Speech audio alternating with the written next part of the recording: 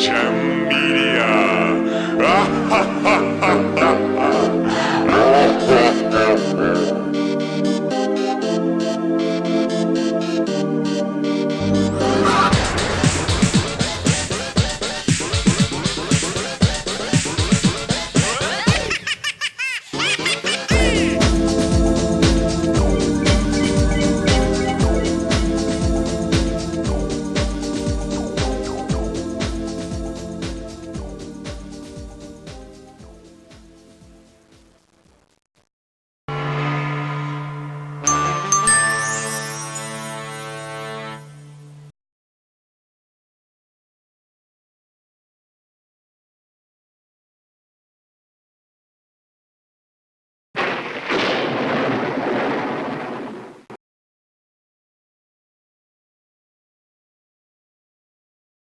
Super! I could not have given a better answer.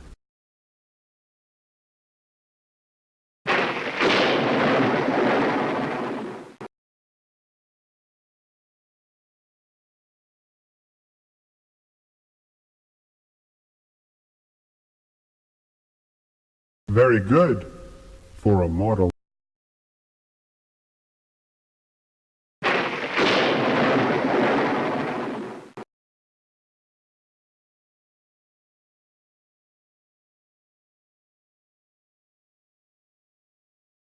Super! I could not have given a better answer.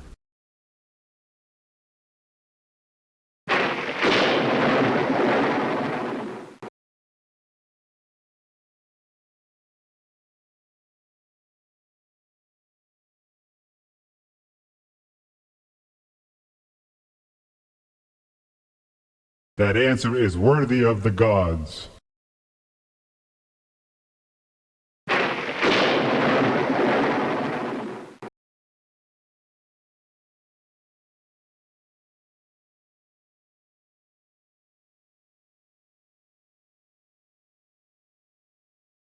Super! I could not have given a better answer.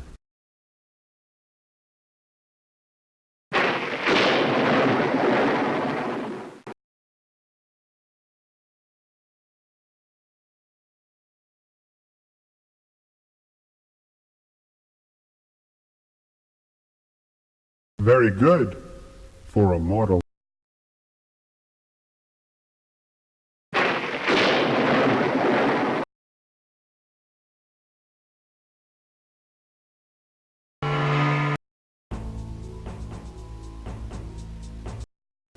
Everyone enjoys a story full of magic, heroes, adventure, strange creatures, and evil monsters.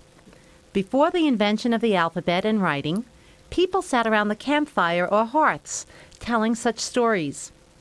Handed down from one generation to the next, these myths helped explain how the world began and made sense of natural events such as thunder and lightning, and disasters such as volcanoes and hurricanes.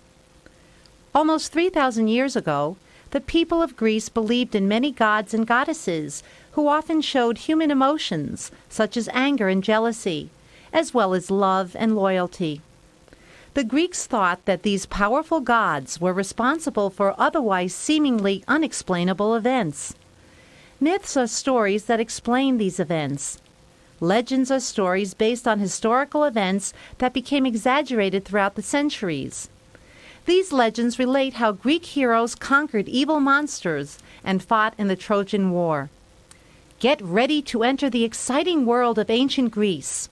Here are some great stories for you to enjoy right now.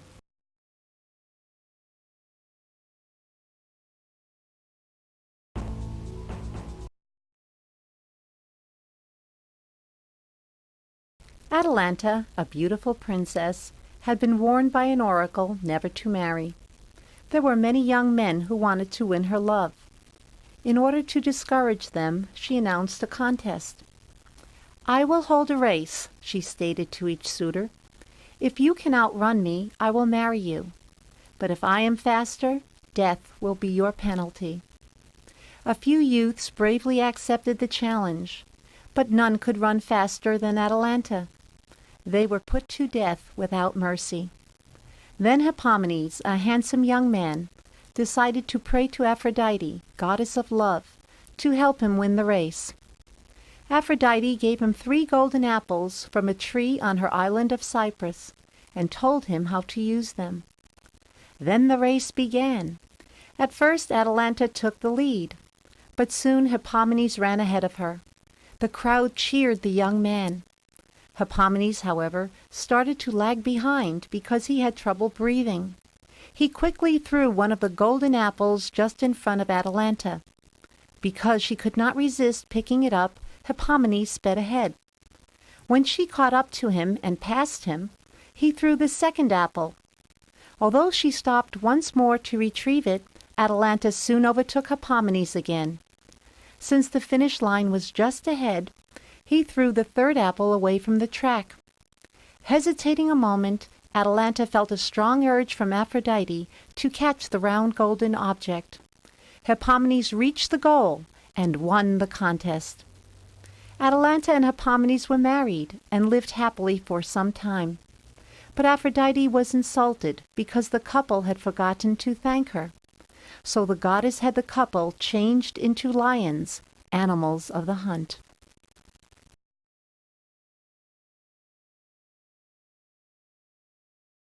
I am Aphrodite, goddess of all that is beautiful. Of course. What brings you here?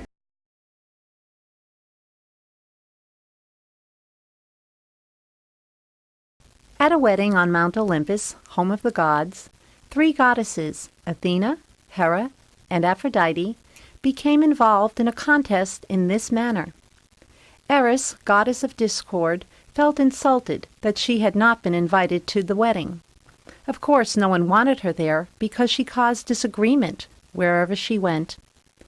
Eris entered the wedding room and threw into the midst of the 3 goddesses a golden apple inscribed with the words, "For the fairest."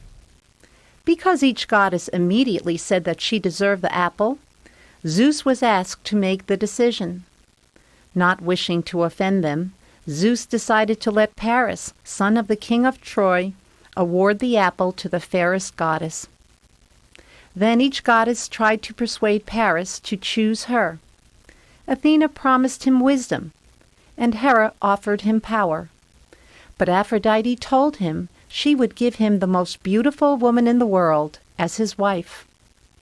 Paris thought for a moment. Which did he want most? Wisdom, power, or love? He gave the apple to Aphrodite, goddess of love. In return, Aphrodite commanded her son Eros to shoot one of his invisible arrows into the heart of Helen of Sparta. Because Helen would immediately fall in love with the first man she saw, Aphrodite made sure that person was Paris. Although Helen was already married to Menelaus, king of Sparta, she left her husband and ran away with Paris. When Menelaus realized what had happened, he organized an army to fight the Trojans and win his wife back. This is how the Great Trojan War started, and it took the Greeks many years to win.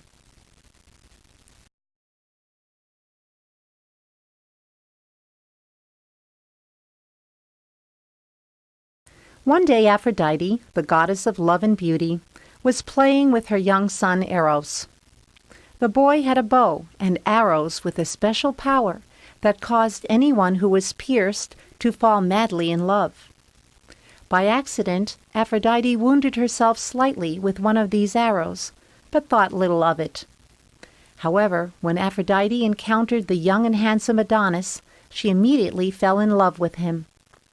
Aphrodite enjoyed Adonis's company until she had to return to her island.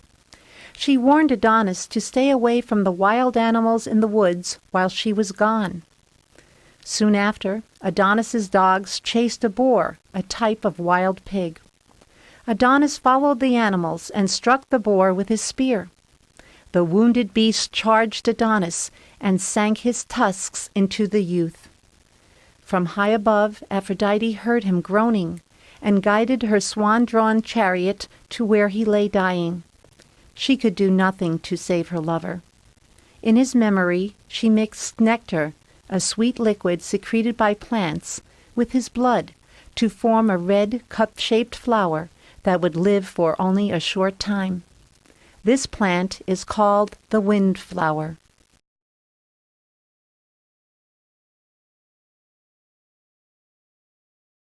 Aphrodite, the goddess of love and beauty, did not know who her mother or father were, or if she even had parents. She was first seen rising from the sea at Cyprus. Indeed, the Greek word aphros means sea foam. The west wind gently guided the beautiful Aphrodite to shore. There she was welcomed by the three Graces, goddesses of beauty, who became her helpers. Dressing Aphrodite in a shining robe and placing jewels on her body, the Graces brought her to Mount Olympus. Struck by her beauty, the gods placed her on a golden throne. That is how Aphrodite became one of the Olympian gods.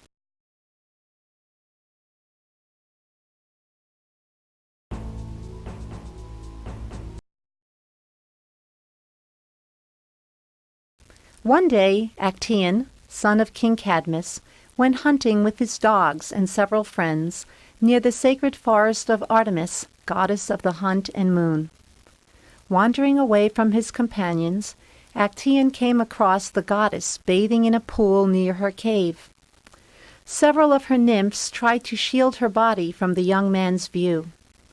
Artemis splashed water into Actaeon's face so that he could not see her. "Now try to go back and relate what you have seen to your friends," the goddess said harshly. As she spoke, Actaeon could feel his body changing. Stag horns pushed through his head, and a hairy hide covered his once smooth body. He now had 4 legs and feet, but no hands. He fled in fright, noticing how quickly and easily he could run. He had been changed into a stag, but could not tell this to his companions. Before long, he noticed first one dog, then another, and finally a third chasing him. He realized these were his own dogs, but they did not recognize their master, and he had no way of calling them off. The dogs were soon upon him. As he fell, he heard his friends cheering on the dogs, then calling his name. "Actaeon, come quickly! You're missing all the action. The dogs have cornered a magnificent stag," they shouted. When they did not see him, they said, "Too bad he's away." How Actaeon wished he were indeed away. Then the dogs finished the kill. Artemis was no longer angry because her revenge was complete.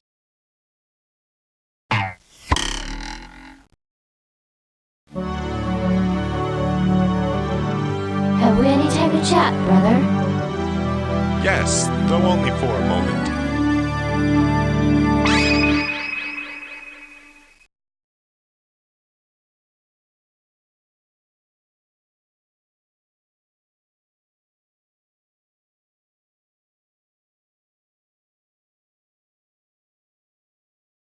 Artemis, goddess of the moon, was determined never to marry.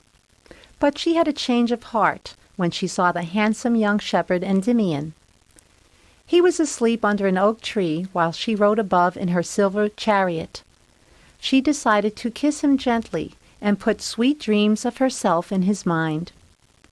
Artemis did this for several nights, causing the other gods to notice the absence of the moon from the sky.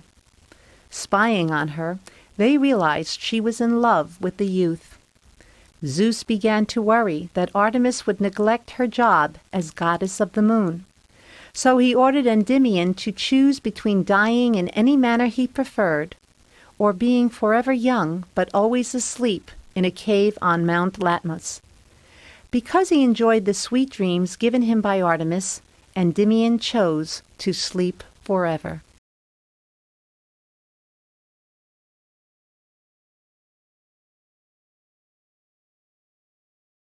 Orion, son of Poseidon, was a giant hunter who was very proud of his hunting prowess and good looks.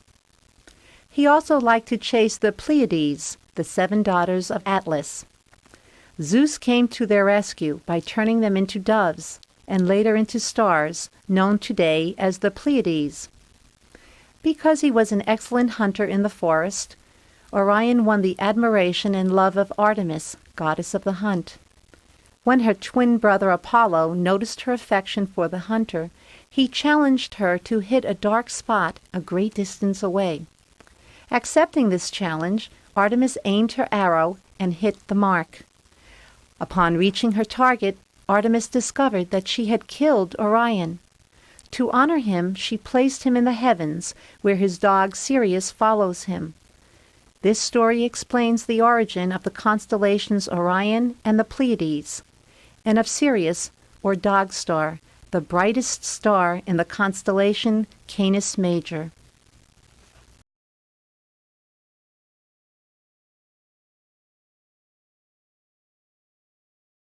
Apollo and his twin sister Artemis were born on the island of Delos, where their mother Leto had fled to escape the anger of Hera. The queen of the gods had found out that her husband Zeus was the father of Leto's twins. Soon after his birth, Apollo went to the bright northern home of the Hyperboreans, a land of eternal spring and sunshine. When he returned to Delphi as a young boy, one of his first deeds was to kill the enormous serpent, the Python, which frightened the people living near Mount Parnassus. Trapping the serpent in a gorge near the mountain, Apollo shot an arrow from his bow and killed the snake. To commemorate the event, Apollo set up the first Pythian Games, held at Delphi every 4 years. The Greeks competed in these contests of strength and skill, which included chariot races and wrestling.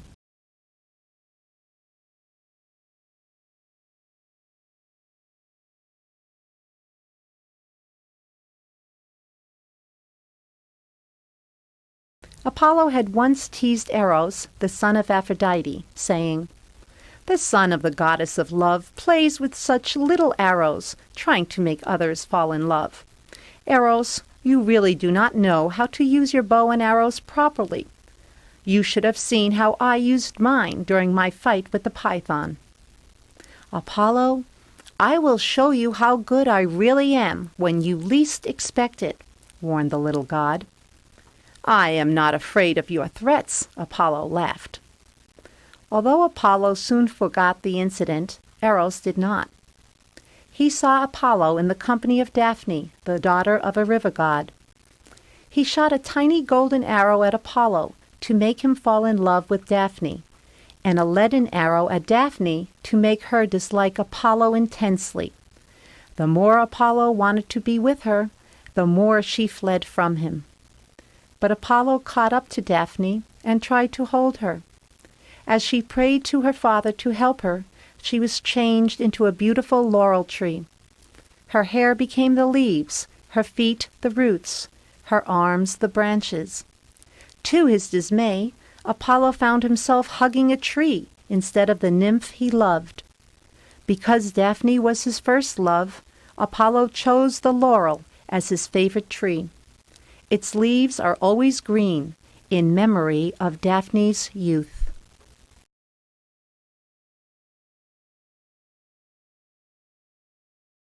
Clytie, an ocean nymph, fell in love with Apollo, god of music and poetry. She could not help but gaze fondly at him, and sigh with sadness because he was not interested in her. Although she was shy, she tried to show her affection for him, but Apollo was cold towards her and tried to stay away from her.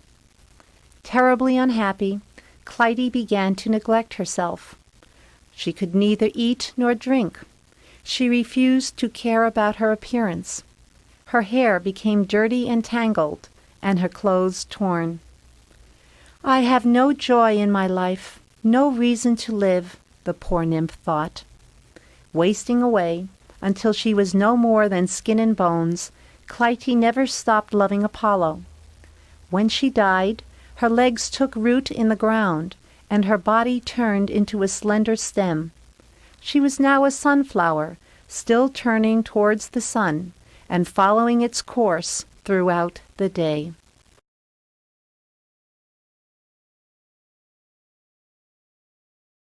The Titan Leto was also the goddess of darkness.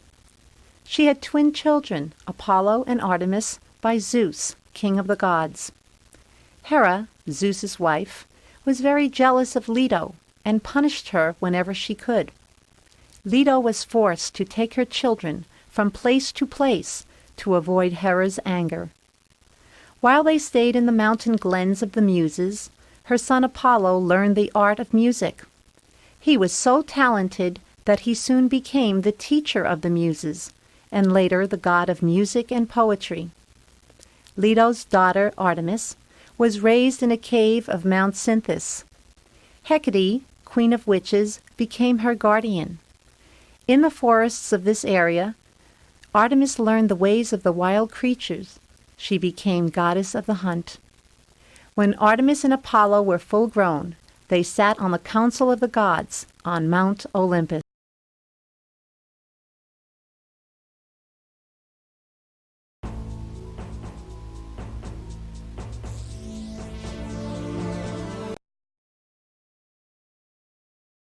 Ares, son of Zeus and Hera, was the cruel god of war and bloodshed.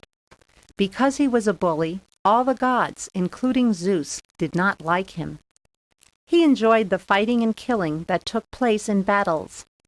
Dressed in full armor, with a long feather hanging from his helmet, he carried a spear and a burning torch. His chariot was drawn by 4 fiery horses. Vultures and dogs of prey followed at his heels. Along with the other gods, Ares became involved in the 10-year battle between Greece and Troy. Aphrodite, goddess of love, favored the Trojans. Because he was Aphrodite's lover, Ares also took the side of the Trojans in the fierce battle. When she was wounded in the hand by the Achaean hero Diomedes, Ares fought against him. Under the influence of Ares, the battle became unusually fierce and bloody. Hera and Athena, 2 goddesses who sided with the Greeks, received the permission of Zeus to bring Ares under control by giving more strength to Diomedes. The brave hero fought with Ares and drove a spear into the god's belly.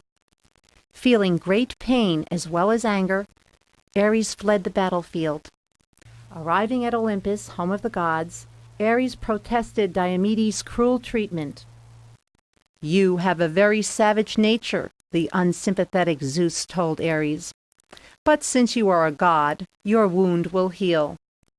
The story of how the Greeks won the Trojan War is told by Homer, a Greek poet, in the Iliad.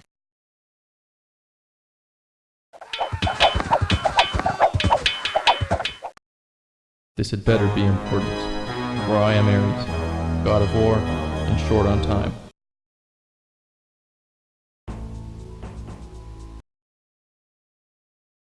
Cerberus was a 3-headed watchdog at the entrance to Hades, the underworld. He had a mane of serpents' heads and a serpent's tail. It was his job to prevent anyone from leaving Hades to return to the upper world. Heracles' last labor was to bring Cerberus to King Eurystheus. Heracles went down to the underworld and received permission from Hades, god of the lower region, to take Cerberus. Heracles was told not to use weapons to carry out this task. Although Cerberus put up a struggle, Heracles managed to grab hold of the dog and then brought him to the king.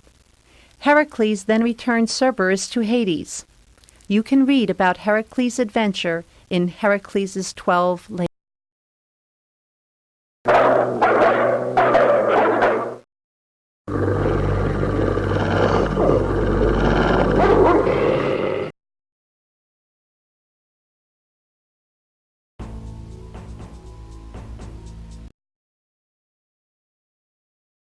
In the days of ancient Greece, when a person died, he had to be cremated. Then his spirit would be carried across the Styx, the first of 3 rivers that flowed around the underworld. Without a proper burial, his spirit would wander restlessly along the river shores. Hermes, messenger of the gods, would lead the spirits to the bank of the Styx. Then the dead would wait on the shore until Charon, the ferryman, would carry them to the other side in his boat. Charon would collect his toll, a coin that had been placed in the mouth of the dead before burial. One day Aeneas, who had fought against the Greeks in the Trojan War, requested the aid of a sibyl or fortune-teller to descend into the underworld to see his father. When Charon saw Aeneas, he grew angry. No living person was allowed in this region. But the sibyl assured Charon they meant no harm and showed him a golden branch. He agreed to carry them to the opposite shore where the spirit of Aeneas's father dwelt.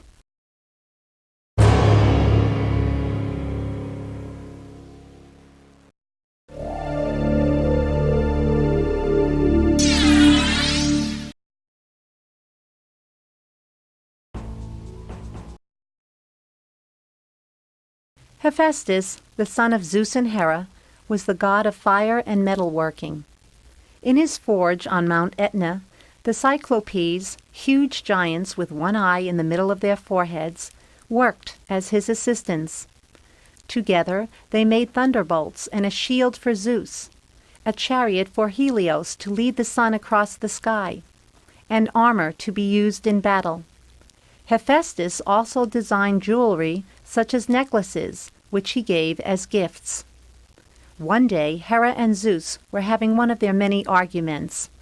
Most of the gods knew better than to interfere, but Hephaestus sided with his mother. Zeus became so angry that he hurled Hephaestus down from Mount Olympus. Hephaestus fell for a whole day before landing on the island of Lemnos. Lamed for life, he later married Aphrodite, goddess of love.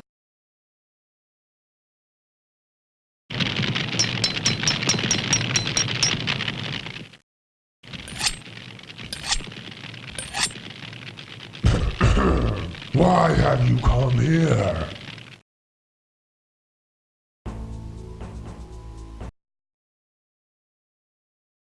Hera was always very jealous whenever she saw Zeus, her husband and king of the gods, in the company of a young woman. Since Hera was not as strong as Zeus and could not win a fight with him, she would often do harm to the maiden. One day Hera came across Zeus talking with Io, an extremely attractive maiden. Zeus heard someone approach. Knowing how angry Hera would become, he changed Io into a gentle white cow, but not before Hera could see what he had done. Hera quickly planned her revenge. Admiring the beautiful cow, she begged Zeus to give it to her as a gift. Because he did not want to admit what he had done, he granted her request. But Hera did not want Zeus to change Io back into a maiden. So Hera ordered her servant Argus, who had 100 eyes, to watch over the cow. The eyes took turns watching over Io while Argus slept. Poor Io was miserable but had no way to complain. All she could do was moo like a cow. Finally, Zeus could no longer stand to see her in such misery. He sent Hermes, his messenger god, to slay Argus. Disguised as a shepherd, Hermes flew to earth, where Argus was guarding over Io. Hermes played his flute so sweetly and softly that Argus's eyes began to close, one by one. When all the eyes were asleep, Hermes swiftly drew his knife, cut off Argus's head, and set Io free. Before long, Hera found out what had happened to Argus. As a reward for his loyalty, she put Argus's eyes in the tail of the peacock, her favorite bird, where they can be seen to this very day. Hera tormented Io, still in the form of a cow, with a gadfly, a large fly that bites cattle. To ease her discomfort, Io swam across the sea. This sea is now called the Ionian Sea. When she reached Egypt, Io was given back her human form only after Zeus promised Hera to be faithful.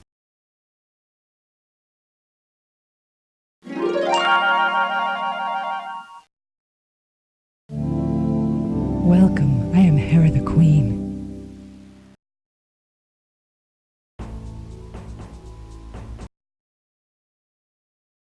Hestia, the sister of Zeus, was the goddess of the hearth and the guardian of family life. Her sacred fire burned in every fireplace, as well as on the public hearth. Although several of the gods wanted to marry Hestia, Zeus ordered her to remain single. Her priestesses tended the holy flames, making sure that the fires would never be put out. If this ever happened, disaster, it was said, was sure to strike. Whenever the members of a community ventured out to set up a new village, they would take part of the fire from Hestia's hearth and use it to kindle the hearth flames in their new homes.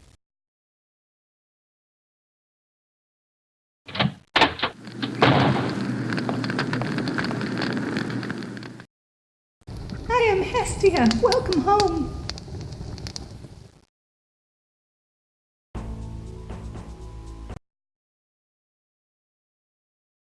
Daedalus was a clever inventor from Athens who was working in the castle of King Minos on the island of Crete. The king ordered Daedalus to build a labyrinth, or maze of tunnels and passageways. Confined in this labyrinth was the Minotaur, a monster that was half bull, half man.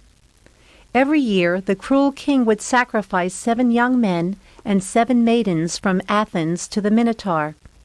The labyrinth prevented the victims from escaping their fate. When King Minos' daughter Ariadne fell in love with Theseus, one of the youths to be devoured by the monster, Daedalus showed her how Theseus could escape from the maze.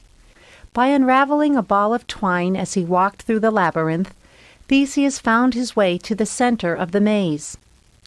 After slaying the Minotaur, he followed the trail of thread back to the starting point. Then Theseus and Ariadne fled from the island. Realizing that only the inventor of the maze would know how to escape, King Minos imprisoned Daedalus and his young son Icarus in a tall seaside tower. But Daedalus devised a way to escape to the mainland. He made wings of wax and seagull feathers for himself and Icarus. "If you fly too high, the sun will melt the wax that holds the wings together," Daedalus warned his son. "If you fly too low, the feathers will become heavy with ocean spray, and you will drown. Always stay close to me and fly at the middle height." Icarus promised to obey his father's instructions, but, eager with excitement, he soared higher towards the sun. The wax melted quickly, and Icarus plunged into the sea to his death. Mourning the loss of his son, Daedalus safely fled to Greece. The sea into which Icarus drowned became known as the Icarian.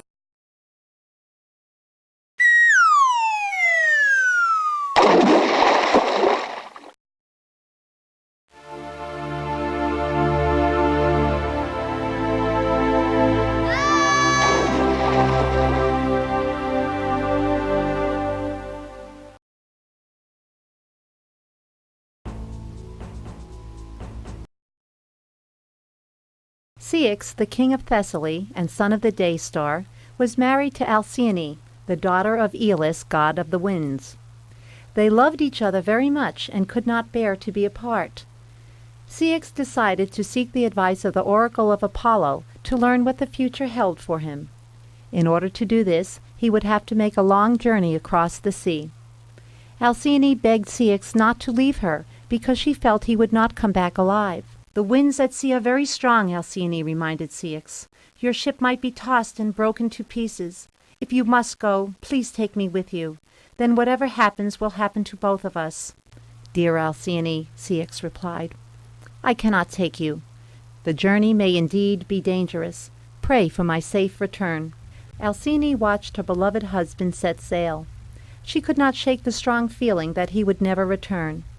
Soon the ship sailed out of sight. A very fierce storm arose at sea. Thunder boomed and lightning flashed across the sky. Waves as high as mountains and heavy sheets of rain battered Ceyx's ship. Alcyone's name was on Ceyx's lips as he and his men drowned.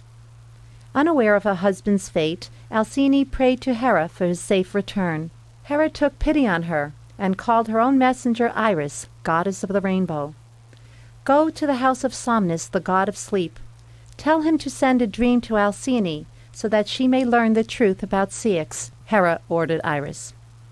Iris put on her robe of many colors, painted the sky with her rainbow, and descended into the black valley of the Cimmerians. Here the sun never shone, and no creatures or breezes ever stirred. There was silence except for the murmuring of Lethe, the river of forgetfulness. Inside the mansion, Morpheus lay sleeping on a soft black couch. Iris's shining robe lit up the dark palace.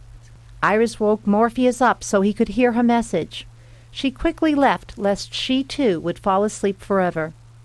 Morpheus appeared as Ceyx in a dream to Alcyone. "Do not wait for my return because I am dead. Please give me a proper burial," the form whispered to the sleeping Alcyone. She awoke with a cry, determined to search for her husband's body in the sea. At daylight, Alcyone ran to the beach, where she watched the tide wash her husband's body ashore. As she tried to wade through the water, she realized she was flying over the waves. The gods had given her wings and feathers, and had changed her and Ceyx into birds known as kingfishers. Together they flew over the waves. Every year before the winter solstice, Alcyone would lay eggs and brood over her nest on the surface of the sea until the young birds were hatched. During these days, the waves were always calm. We call these halcyon days in memory of her.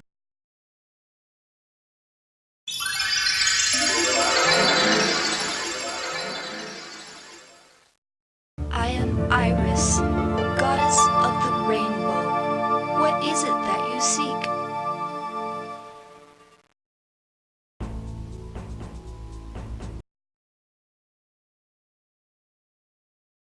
At one time, King Midas was chosen to judge a musical contest between Apollo, the god of music, and Pan, a god of the forest who had invented a musical pipe.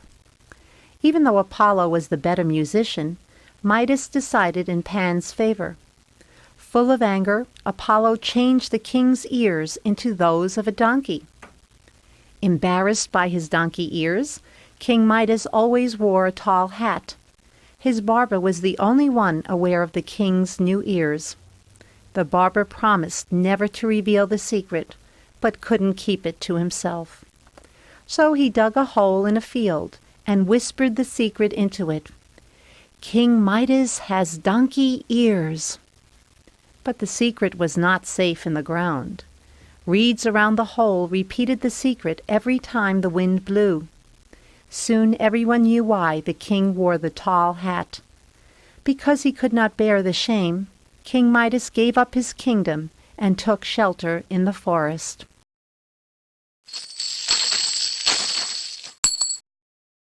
Be careful not to stand too close, for I may turn you to gold.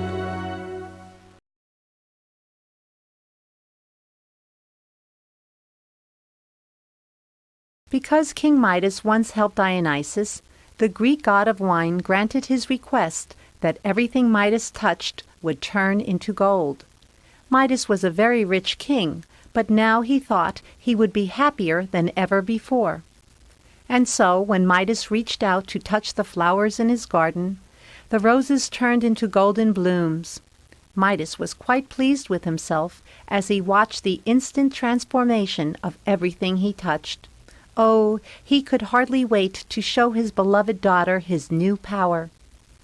As Midas sat at the table to eat, the chair turned to gold. So did the glass of water and the food he tried to eat. Midas became alarmed. He was very hungry and thirsty, but could neither eat nor drink. Suddenly he noticed his daughter sitting next to him, crying softly. "What's the matter, daughter?" Midas gently asked. "Oh, Father, come into the garden. The flowers are all ruined. They are no longer fragrant and colorful, but only solid gold," she announced sorrowfully. Without thinking, Midas embraced his daughter to comfort her, but alas, she instantly became a golden statue. The only thing Midas loved more than gold was his daughter. No longer would he hear her laughter or kiss her soft cheeks. Full of despair, Midas sat in his garden and wept with regret. Dionysus took pity on the king and told him to wash in the river Pactolus. Midas did so, and immediately saw that he had lost his golden touch. He poured some of the water from the river over his daughter. To his delight, she was no longer a statue. Gasping and sputtering, she asked, "Father, what are you doing?" Midas was sprinkling water on the flowers, returning them back to their natural beauty. He stopped to give his daughter a hug. "I am now happier than I have ever been, because I have that which is more valuable than gold," Midas wisely stated.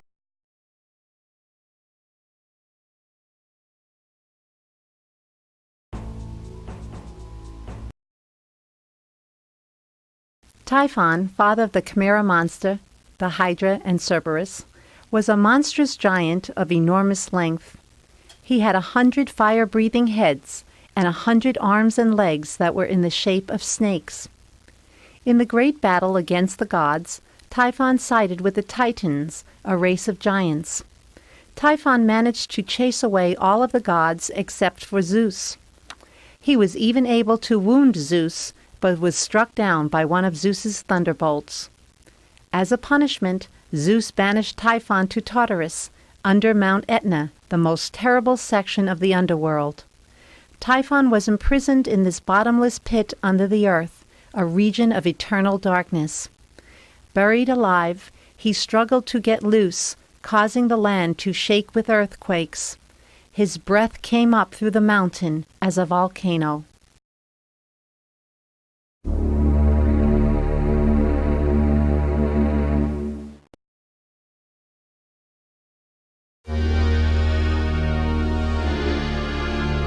What brings you here?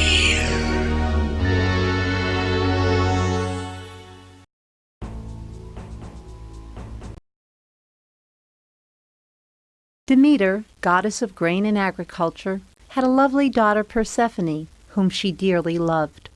She could not bear to let the cheerful girl out of her sight. Hades, god of the underworld, wanted to make Persephone his bride, but knew Demeter would never give her consent. One day Persephone was picking flowers in a meadow, wandering away from her mother's side. Suddenly the ground beneath her feet opened wide. Standing in a golden chariot, Hades grabbed the frightened girl.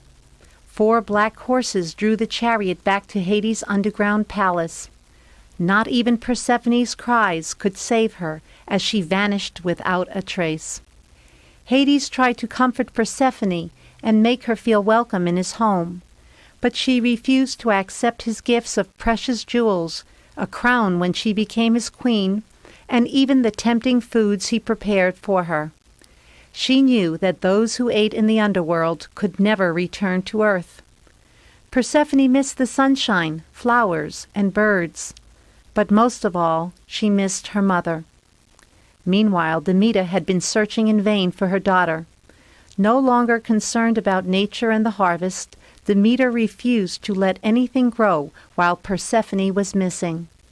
Famine devastated the land, and people went hungry. Finally, Demeter learned from Helios, god of the sun, what had happened to her daughter.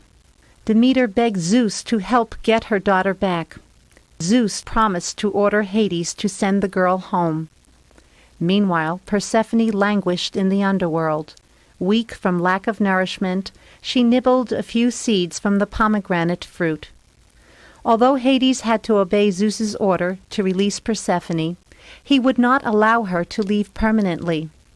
Every year she had to return to the underworld for a few months because she had eaten some pomegranate seeds. While Persephone was with her mother, people enjoyed a bountiful harvest. But when she was in Hades' kingdom, the earth was cold and barren. This story helped explain the change of seasons to the ancient Greeks.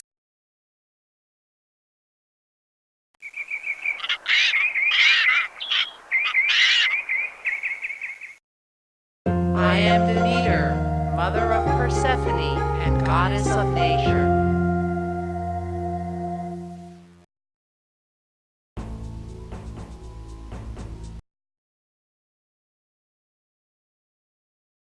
Helios, the sun god, was so dazzlingly bright that only the gods could look upon him without being blinded.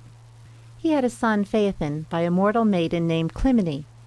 Because only gods could live on Mount Olympus, Clymene and Phaethon dwelt in Ethiopia in the east, not far from where Helios rode his golden chariot every morning. The young boy boasted to his friends that he was the son of a god. But one of his friends, Epiphas, did not believe him. "If Helios is really your father, you should be able to prove it. Perhaps your mother has told you such a story to make you proud," Epiphas said scornfully. "That will be quite easy to prove," Phaethon proudly replied. "I will go to the palace of Helios and ask him to let me drive his chariot.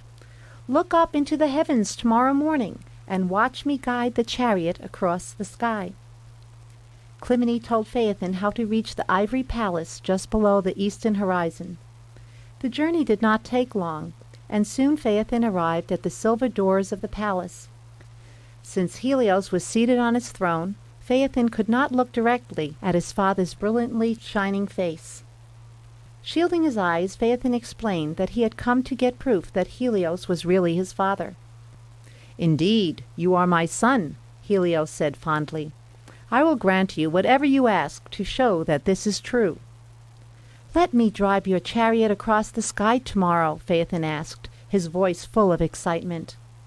"Ask me anything else. The fiery horses need to be guided by a strong hand. The climb into the sky is so steep that it will make you dizzy. Not even the other gods can handle the chariot. Please listen to me," Helios begged his son. But the stubborn boy would not change his mind. He was determined to prove to Epiphas that he was the only one, except for Helios, who could drive the chariot of the sun. "You cannot break your promise to me," Phaethon insisted. "I am ready to go."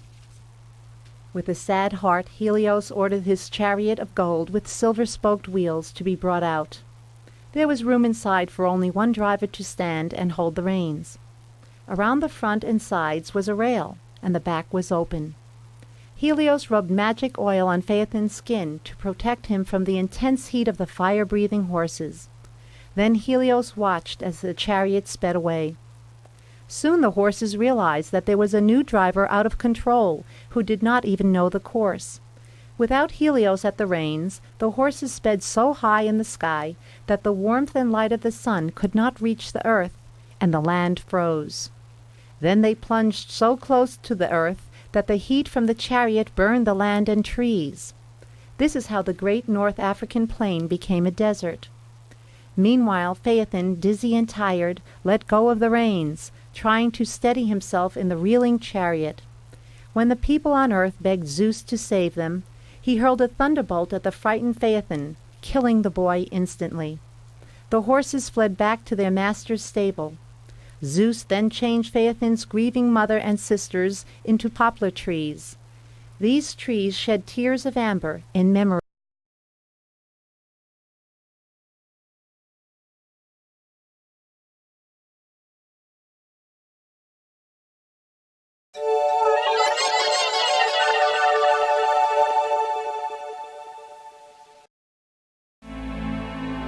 Hello there, I am Helios, and upon my chariot I rule the sun.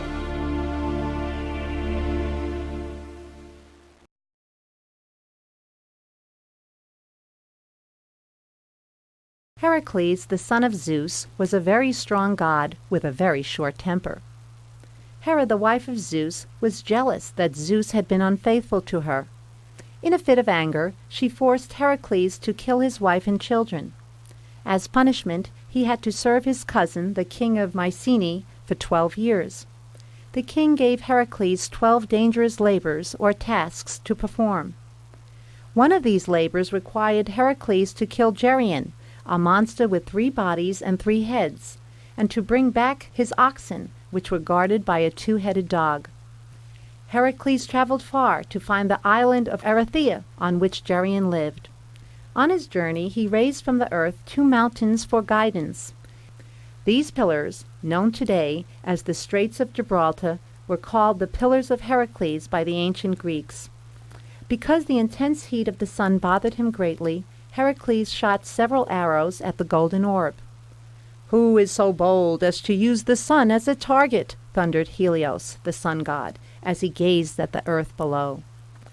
"It is I, Heracles. I need some relief from the heat as I try to find my way to Erythea." Admiring the boldness of Heracles, Helios agreed to help him. "Take this golden boat. It will guide you to the island of Erythea. You can return the boat after you have accomplished your task." Heracles stepped aboard the boat and set sail on the river Oceanus. How Heracles completed his tasks and gave back the boat is told in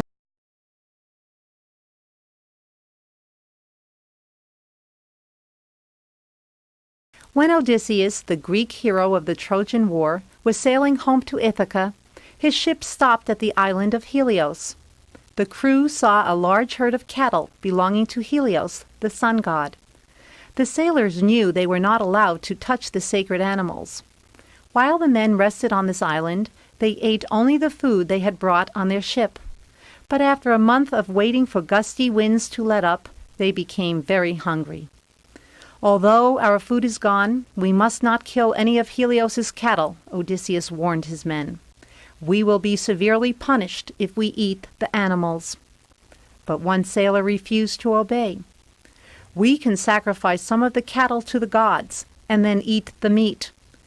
True, Helios might punish us as we sail away by making our ship sink, but I would rather drown than die of hunger."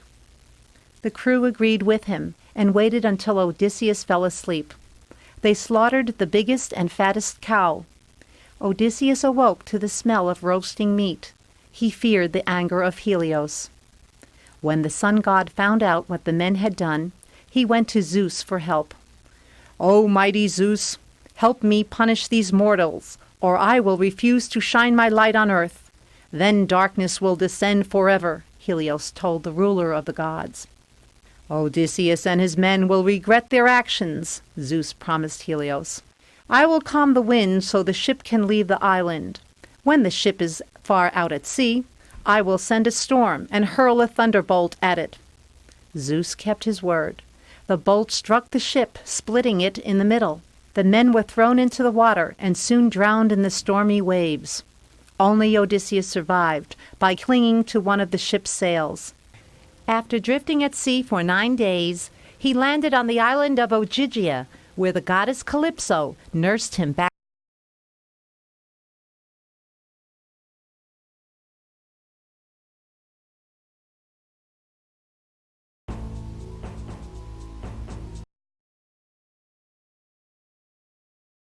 Kronos, ruler of the world and a monster of enormous size and strength, married Rhea, a beautiful Titan. Kronos feared that one of his children would overthrow him as he had overthrown his own father. So Kronos swallowed each child at birth: Hestia, Demeter, Hera, Hades, and Poseidon. When the 6th child, Zeus, was born, Rhea tricked Kronos by wrapping a stone in a blanket, pretending it was the newborn baby. Kronos quickly swallowed the bundle without checking inside. Zeus, meanwhile, was secretly carried to the island of Crete, where he was brought up by nymphs. When Zeus had grown in strength, he was ready to dethrone Kronos. The Titan Metis tricked Kronos into eating an herb by saying its magical power would make him invincible. But the herb really made him so sick he vomited up the 5 children and the stone he had previously swallowed. The children were the size of adults and very strong. They joined forces with Zeus and conquered Kronos. Then Zeus divided up the kingdom in this manner. He took the heavens for himself. His brother Poseidon received the sea, and Hades was given the underworld. Earth and the gods' home on Mount Olympus were to be shared by all the gods. After Zeus freed the giant Cyclopes, who had only one eye in the middle of their foreheads, they made special weapons for the gods. They gave Poseidon a trident that could shake the earth and make waves in the water as high as mountains. Hades received a cap that made him invisible. To Zeus they gave lightning bolts of such strength that no god or weapon could overcome. Thus Zeus became king of the gods and of the universe.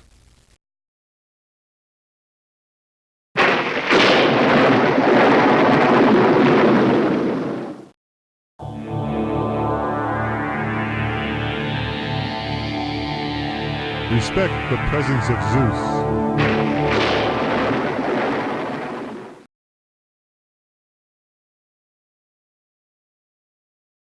Zeus, king of the gods, lived on Mount Olympus in the heavens. Occasionally he would leave his palace to visit the people on earth. One day he decided to go to Thebes, where the beautiful Princess Semele lived. He approached her in darkness. She realized that Zeus was the most powerful of all gods, so she did not resist his advances. When Hera heard Semele boast that the father of her unborn child was Zeus, the queen of the gods became very angry and jealous. But Hera figured out how she could get even with Zeus. She disguised herself as a nurse and went to Semele. "How do you know that the great Zeus is the father of your child?" Hera asked Semele. "While I cannot prove it to you, I just know he is," she answered simply.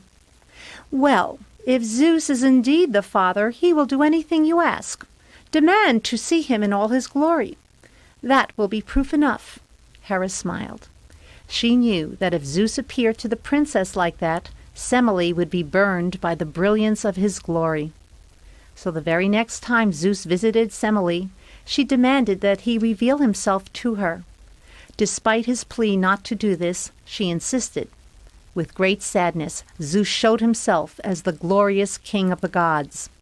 As she gazed upon the wondrous sight, she was destroyed by the burst of glory surrounding Zeus. Zeus quickly saved her unborn son by sewing him up inside his thigh. There the baby stayed until he was ready to emerge as Dionysus, the god of wine.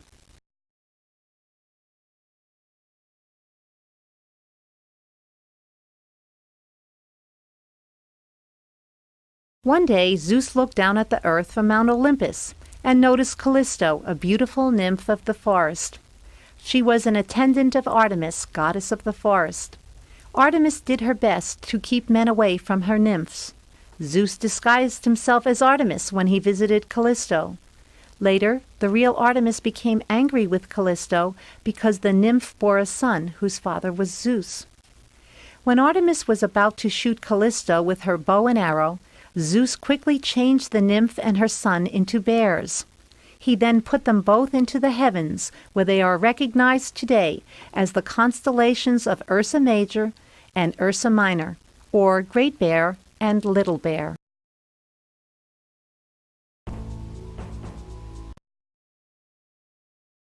At one time, King Midas was chosen to judge a musical contest between Apollo, the god of music, and Pan, a god of the forest who had invented a musical pipe. Even though Apollo was the better musician, Midas decided in Pan's favor. Full of anger, Apollo changed the king's ears into those of a donkey. Embarrassed by his donkey ears, King Midas always wore a tall hat. His barber was the only one aware of the king's new ears.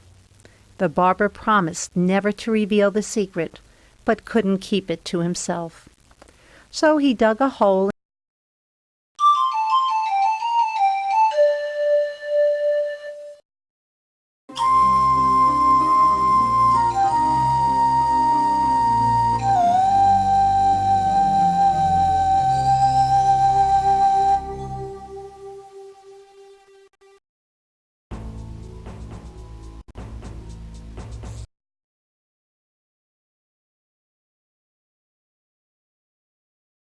Unlike most young maidens who wished Apollo would fall in love with them, Marpessa, daughter of King Evenus, felt differently. Although Apollo loved her, she wanted to marry a brave and handsome nobleman named Idas. But her father refused to give his permission. "Idas, get out of my sight," said the king.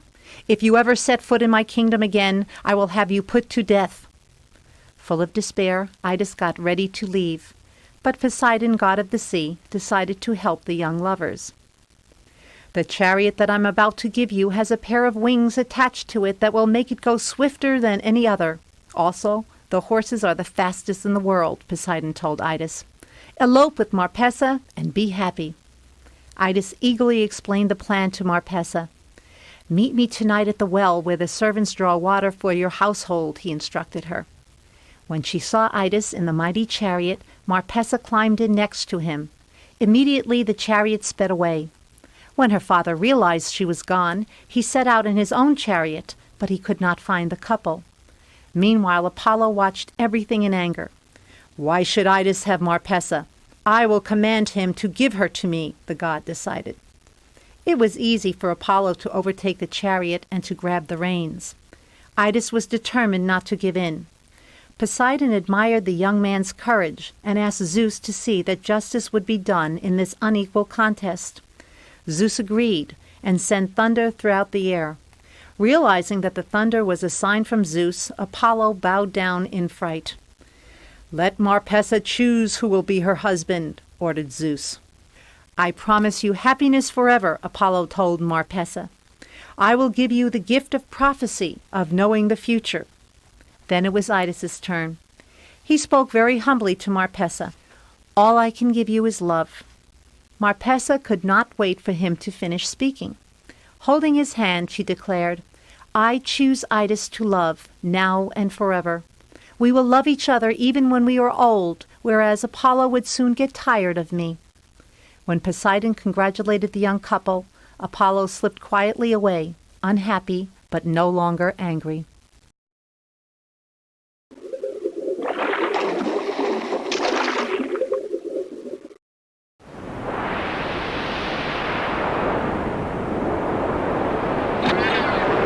All the ocean is mine.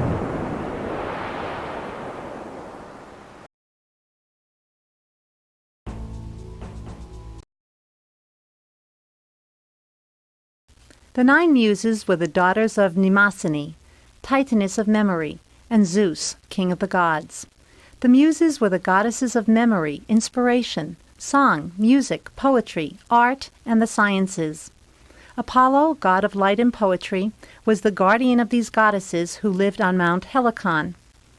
Poets often called upon the Muses for their help in bringing out their creative imagination. Homer asked Calliope, the chief muse and goddess of epic poetry, for inspiration when he wrote the Iliad and the Odyssey. Her symbols were a writing tablet and a stylus, a pointed instrument for writing. Erato, the muse of love poetry, carried a lyre, a stringed instrument. The muse of lyric poems and music was Euterpe. Her symbol was the flute. Melpomene was the muse of tragedy. Her symbols were the tragic mask, the club of Heracles, and a sword. Thalia, goddess of comedy, had the comic mask and wreath of ivy as her symbols. Terpsichore, the muse of dance and dramatic chorus, had a lyre as her symbol. Polyhymnia, the goddess of sacred songs, was usually pictured with a serious expression on her face. Clio, the music of history, carried a scroll. The goddess of astronomy was Uranica, whose symbol was a staff pointing to a globe. Pegasus, the winged horse, came under the care of the Muses. This is how he came to be the horse of the Muses. After Bellerophon had slain the Chimera, a fire-breathing monster, he tried to ride Pegasus up into the heavens. This attempt made Zeus very angry. The king of the gods sent a large horsefly to sting Pegasus as Bellerophon rode upon its back. The horse threw the rider, causing Bellerophon to become blind and lame. You can read more about this in the story Bellerophon and the Chimera. The Muses also played a part in the story Hades and Orpheus. The Maenads of Thrace tried to capture the talented musician Orpheus, but because he was saddened by the death of his beautiful wife Eurydice, Orpheus was unfriendly to the Maenads. This made them so angry that they threw spears and stones at him. But the sweet music he played on his lyre caused the weapons to fall harmlessly at his feet. Then the Maenads screamed so loudly that Orpheus's music could not be heard. As they hurled their weapons once more, he was no longer protected by the music. When he fell to the ground, the Maenads rushed upon him, tore him limb from limb, and threw his head and lyre into the river. The Muses collected the pieces of his body and buried them at Leuctra. It is said that nightingales sing more sweetly over his grave than in any other place in Greece. The 9 Muses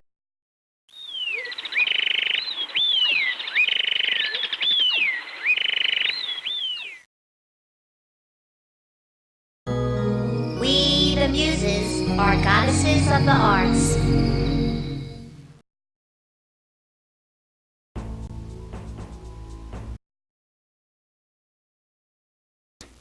Orpheus, the son of Apollo and the muse Calliope, was a very talented musician. Apollo had taught Orpheus how to play the lyre, a small harp-like instrument. Whoever listened to his music fell under a certain charm and felt only happiness.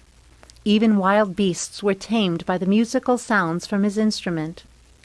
When Orpheus married the young maiden Eurydice, he played his lyre while she danced in the meadow. All of a sudden she screamed with pain.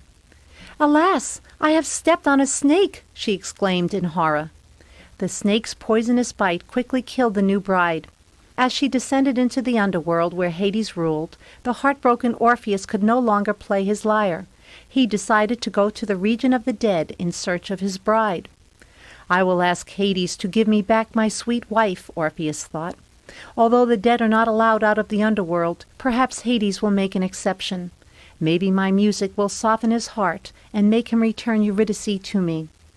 Climbing into a cave in the side of a volcano, Orpheus began the long and dangerous journey through dark passageways leading to the underworld. When he came to the throne where Hades sat, Orpheus played the sweetest music and begged the god to release his wife. Hades was very moved by the music and granted Orpheus his wish. "You may take Eurydice back with you," Hades said, "but with this condition. Do not turn around to look at her. If you disobey, she will remain in my kingdom." Orpheus promised to obey, and happily guided his wife on the perilous path home. Near the end of their journey, they came upon a narrow and steep passage. Since only one person could pass at a time, Orpheus listened carefully to make sure Eurydice was following him. When they were almost at the entrance to the upper region, Orpheus became uneasy. Was Eurydice still behind him? He listened for her footsteps, but heard only silence. Was she still there, or had Hades snatched her back? Tormented by doubt and anxiety, Orpheus turned to look behind. Eurydice looked with horror into his eyes as she felt herself being pulled back into the underworld. With a scream, she vanished out of sight. Although Orpheus tried to grab her, he felt only a barrier of solid rock. Unable to retrace his steps into the underworld, he was forced to ascend into the daylight. He no longer played cheerful music. Indeed, those who heard his music wept in sorrow. When he refused to dance with a band of wild nymphs, followers of Dionysus, they threw rocks at him and screamed loudly. Seriously injured, Orpheus died and descended into Hades, where he joined Eurydice once more. Zeus placed Orpheus's lyre high in the heavens, among the stars, in his memory.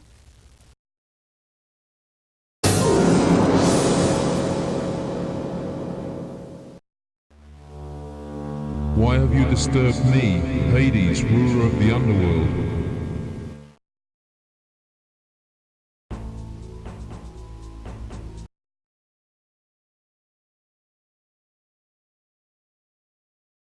Hermes was the god of travelers, shepherds, merchants, science, wrestling, mischief, and even thieves.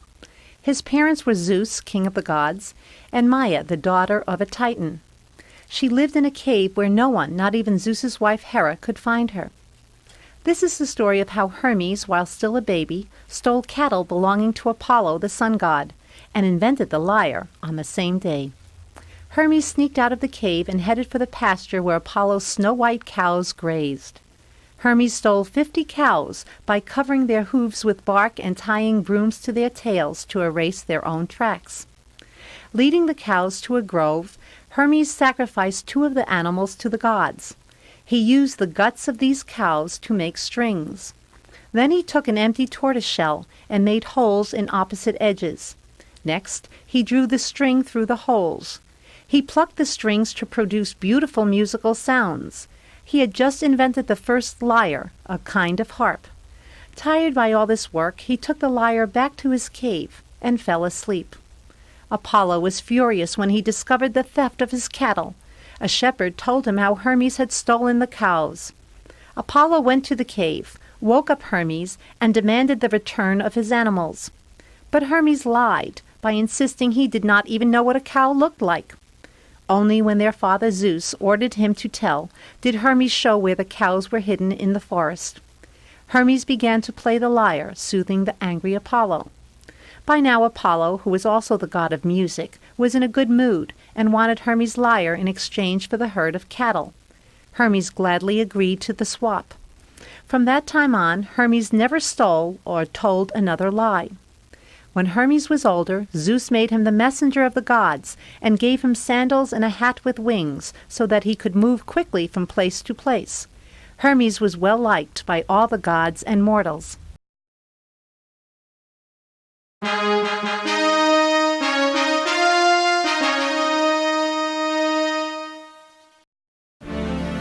am Hermes, messenger of the gods.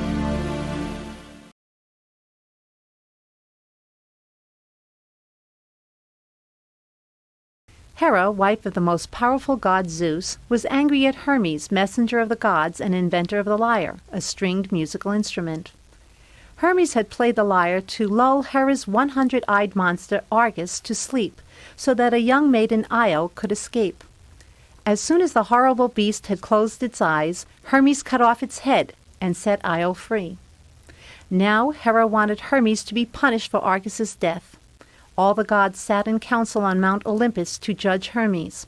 Hera gave each god a pebble. "Throw your pebbles at my feet if you consider Hermes guilty," Hera told the gods. "But if you find Hermes innocent, throw the pebbles at his feet." But before the gods could cast their pebbles, Hermes began to speak. "I only put Argus to sleep by boring the creature with my music. Is that a crime?"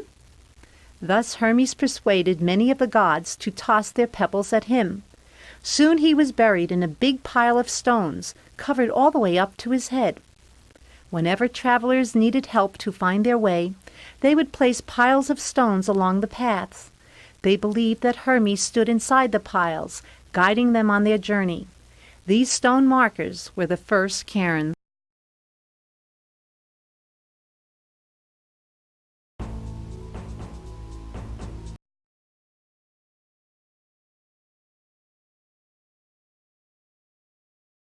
Dionysus, the god of wine, was the son of the god Zeus and a princess named Semele. He had a very strange birth, as you shall soon see. Zeus often left Mount Olympus to visit the people on earth. He fathered several children during these visits. Hera, his wife, was very jealous and would often disguise herself in order to get revenge. So one time she set out as an old woman to see the beautiful Princess Semele, who was awaiting the birth of a child by Zeus. After chatting pleasantly with her, the old woman inquired about Semele's husband. "Why, he is the all-powerful Zeus," Semele stated with pride. "Prove it," replied the old woman. "Anyone can claim to be Zeus. Ask him to reveal himself to you in all his glory." Because the old woman had planted the seed of doubt in her mind, Semele insisted that Zeus show himself to her as a mighty god. "My majestic splendor is brighter than the sun itself," Zeus explained to her. "Ordinary mortals are not able to bear this vision. Please don't ask this of me." Despite his plea, Semele persisted in her request. When Zeus revealed himself as the powerful god of thunder and lightning, Semele gazed in wonder at his brilliance. But not for long. The sight was so bright Semele burned to ashes. Zeus managed to save her unborn child Dionysus by sewing the baby into his thigh. When Dionysus was ready to be born, he burst forth from Zeus's leg. Zeus ordered Hermes, a messenger as well as a god, to bring the baby to a distant valley to be raised by Maenads, the nymphs of Nysa.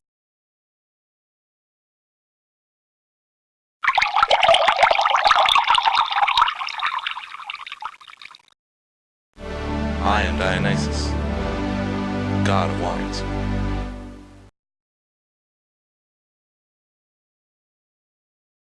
Dionysus, the god of wine, grew up in Nysa, a beautiful valley. Large clusters of purple grapes grew in abundance because of the rich soil and sunny climate. Dionysus used the juice of these grapes to make wine. Wearing a royal purple robe, he would travel to other islands to teach winemaking to the people. One day, while sleeping on a beach, Dionysus was kidnapped by pirates who mistook him for a prince and planned to demand a large ransom.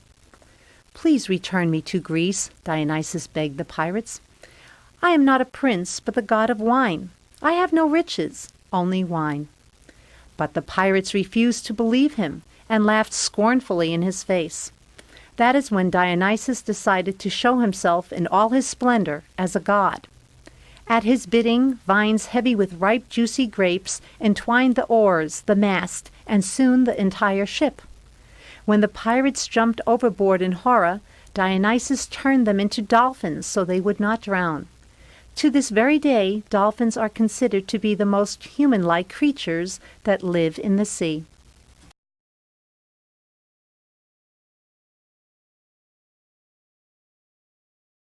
Dionysus returned to the island of Naxos after his adventure with the pirates whom he had changed into dolphins. There he came upon a beautiful young maiden, Ariadne, who was crying hysterically. She explained to Dionysus how her lover Theseus had promised to marry her, but had instead deserted her on the island. Dionysus made Ariadne his wife. He gave her a golden crown studded with gems as a wedding gift. Years later, upon her death, he hurled the crown high into the sky, where the gems were turned into stars. The crown itself became what is known as the constellation of Ariadne.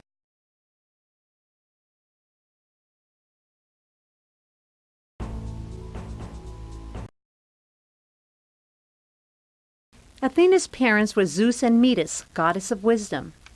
Zeus learned that if Metis bore a son, the child would dethrone him as ruler of the gods, just as Zeus had done to his own father. When Metis told Zeus that they were going to have a baby, he became uneasy. He persuaded Metis to change herself into a fly, and then swallowed her. That is how Zeus acquired his wisdom. Meanwhile, the unborn child, a daughter, continued to grow inside Zeus's head.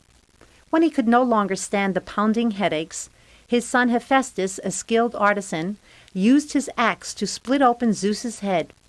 Out sprang Athena, fully grown and armed. Athena became the goddess of wisdom and of wars fought for good causes. I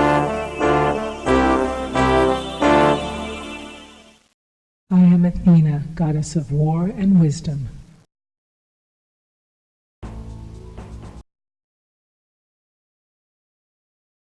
Narcissus was an exceedingly handsome young man. He snubbed the many maidens and nymphs who tried to win his love. None of them was beautiful enough to deserve his love, he thought. When they chased after him, he would run into the forest and hide. One day he fled into a new part of the forest, easily escaping from an eager maiden. He came upon a silvery pool and bent over to quench his thirst. He gasped in wonder at the lovely figure gazing up at him. Not realizing it was his own reflection, Narcissus tried to grab the image. But the reflection immediately disappeared as the water broke into ripples. No matter how many times he tried to catch the reflection, Narcissus was never successful. Determined not to lose sight of his new love, Narcissus stayed by the pool. He neither slept nor ate until he had wasted away, much like Echo had. Echo was one of the many nymphs in love with Narcissus. Soon after, the spirits of the woods announced the death of Narcissus. Even Echo grieved by repeating the sighs of the friends and nymphs who mourned for him. A new and strange flower bloomed in the spot where his body had disappeared. It was believed that the gods had changed Narcissus into this flower. From that time on, the flower was named Narcissus after the beautiful.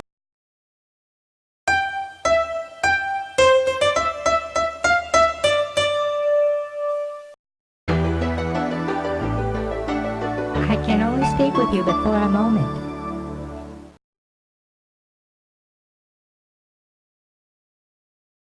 Echo was a beautiful and smart wood nymph who had angered Hera, the wife of the powerful god Zeus. As a punishment, Hera took away Echo's power to speak, leaving her only the ability to repeat what others said. Soon after, Echo fell in love with a handsome youth named Narcissus, who did not love her in return. One day, as Narcissus rested beside a tree, he sighed with weariness. Echo was hiding nearby in the bushes and repeated his sigh. Narcissus tried to find out who was there, but Echo could only respond by repeating the last 2 or 3 words of whatever he said. Finally, Narcissus told her to come to him. Echo gladly rushed toward him, but he scorned her when he realized she was one of the nymphs who were always chasing after him. Fleeing from her, Narcissus hid so well that Echo was never able to find him again.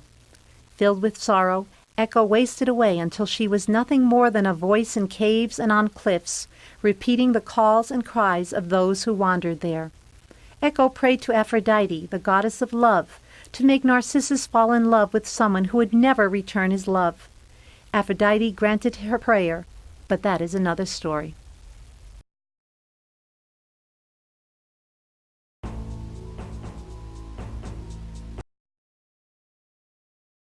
Arachne was a young maiden with a very special talent. She could spin and weave wool and flax into beautiful and unusual patterns. Everyone admired her handiwork. Indeed, it seemed as if no one could match her skill. Arachne became very proud of herself. One day, her pride got her in a lot of trouble. When some nymphs of the forest were watching her weave, they said, "Athena, goddess of arts and crafts, must have been Arachne's teacher." "No one has taught me," Arachne proudly stated. "I have taught myself. Even Athena herself cannot compete with me. I am better than she." Athena heard Arachne's boastful words and decided to teach her a lesson. Disguised as an old woman, Athena asked Arachne if she feared the anger of the goddess. "I challenge Athena to a contest to see whose skill is greater," Arachne boldly replied. Dropping her disguise, Athena accepted the challenge and set up her loom next to Arachne's. Both weavers worked skillfully and quickly. Athena's design pictured the gods in all their glory, but Arachne showed the evil deeds the gods had done.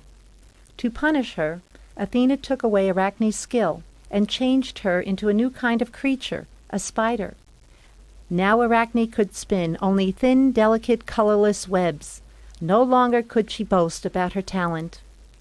Arachne's children were spiders, all spinning the same fragile webs.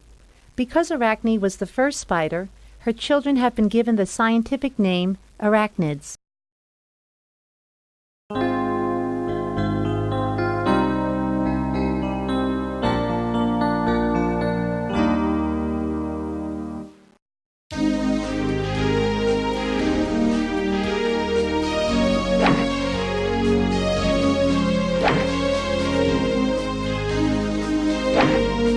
I am the best weaver, Arachne.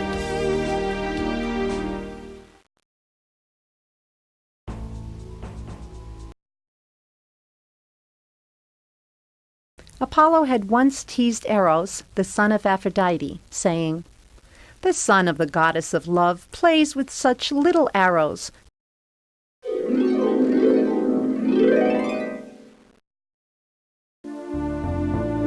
It's refreshing to see someone other than that fool Apollo.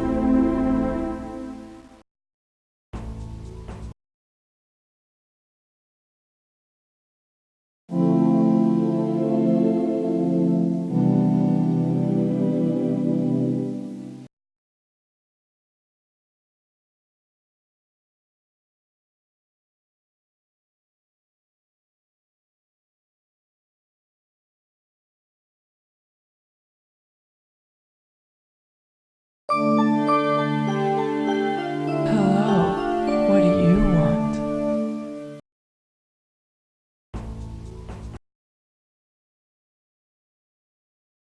Kronos, ruler of the world and a monster of enormous size and strength, married Rhea, a beautiful Titan. Kronos feared that one of his children would overthrow him as he had overthrown his own father. So Kronos swallowed each child at birth: Hestia, Demeter, Hera, Hades, and Poseidon.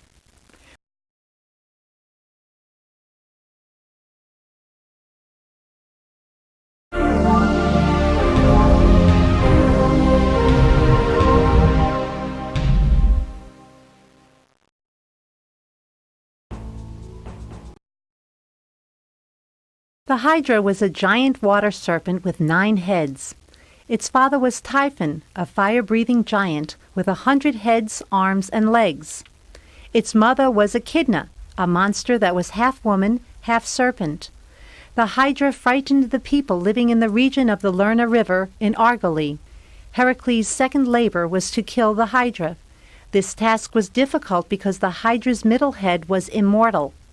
Also, every time Heracles struck off a head with his club, 2 more new heads grew in its place. Heracles ordered his loyal servant Iolaus to help him burn the stumps with a torch as the heads were removed. The immortal head was buried under a huge rock. Heracles used the Hydra's blood to make poisoned arrows.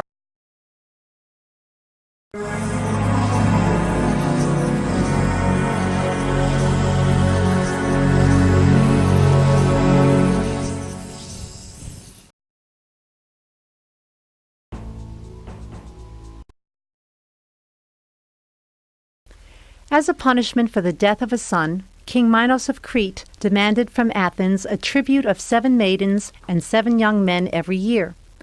These young people were sacrificed to the Minotaur, a monster that had the head of a bull and the body of a man. This monster lived in the labyrinth, a very complex maze that made any escape almost impossible. Theseus, a cousin of the great hero Heracles, decided to join the group of young people. He intended to slay the Minotaur and free Athens from King Minos' power. Theseus' father, Aegeus, king of Athens, gave him special instructions. Your ship will leave Athens with black sails raised. If you are successful in destroying the Minotaur, raise a white sail on your ship. But if you are killed, I will see the black sails. I will stand watch on a cliff for your ship, so that I might learn your fate from afar, Aegeus said. Father, I will do what you order. You will see a white sail for victory, the young man spoke with confidence. When Theseus arrived at the island of Crete, Ariadne, the daughter of King Minos, fell in love with him and planned to help him find his way out of the labyrinth. She gave Theseus a ball of thread to unravel as he walked through the many passageways. When he arrived at the center of the maze, he found the Minotaur sound asleep. Theseus killed the monster and used the thread to find his way back out to safety. Theseus promised to marry Ariadne. He took her along with the young maidens and men who had escaped being devoured by the Minotaur back to his ship. Unfortunately, Theseus forgot to raise the white sail on his way home. His father kept watch and spotted the ship before it reached Athens. Because he saw only black sails, Aegeus believed his son had been killed. Full of sorrow, Aegeus plunged to his death into the sea, which is called the Aegean Sea in his memory.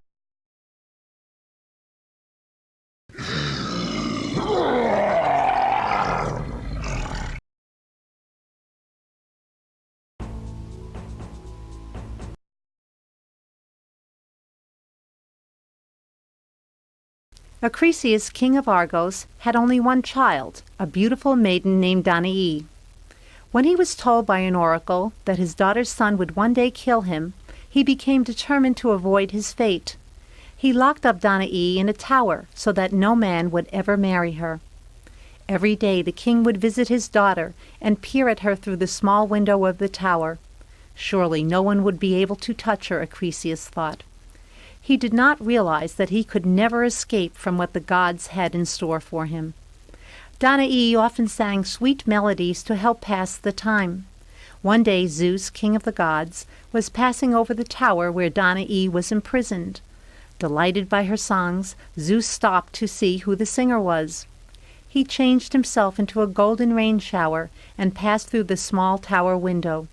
In time, a son named Perseus was born to Danae. On one of his visits to Danae, Acrisius heard a baby crying inside the tower. Puzzled, Acrisius unlocked the door and saw the infant. He was about to kill the baby when Danae spoke. "Wait, father," she said softly. "You must know that the child's father is Zeus." "I dare not anger the gods," Acrisius replied. The king ordered his daughter and grandson to be placed inside a chest that would be sealed and set afloat on the sea. There the chest would eventually sink, and Danae and Perseus would be drowned. Poseidon, god of the sea, would be blamed for their deaths, Acrisius thought. Thus Acrisius hoped to avoid his fate. Zeus watched from above and guided the chest to the island of Seriphus. When a fisherman named Dictys caught the chest and dragged it ashore, he opened the lid. Astonished to see the sleeping mother and child, he brought them to Polydectes, the king of the island. Polydectes offered to marry her, but Danae refused, saying she needed to take care of her young son. Actually, she considered herself to be the bride of Zeus and desired no other men. As the years passed, the king plotted to get rid of Perseus so that Danae would change her mind. If you would like to find out how the evil and selfish King Polydectes tried to accomplish this, read The Adventure of Perseus and Medusa. If you are curious about what happened to Acrisius, read The Adventure of Perseus and I am the hero Perseus, and I shall slay the evil and wicked Gorgon Medusa.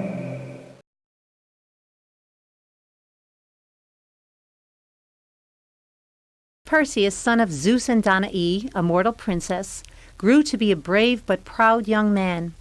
Because of the prediction that he would one day kill his grandfather, King Acrisius, Perseus and his mother were cast at sea and washed ashore at the island of Seriphus, where a fisherman rescued them. Polydectes, the king of this island, waited many years for Danae to agree to marry him. He thought he could persuade her if he could get rid of Perseus. The wicked Polydectes proclaimed to his people that he was going to wed a princess from a nearby island. Each guest invited to the wedding feast was expected to bring a precious gift. Because Perseus had been raised in the home of a poor fisherman, he had no money to buy an expensive wedding present.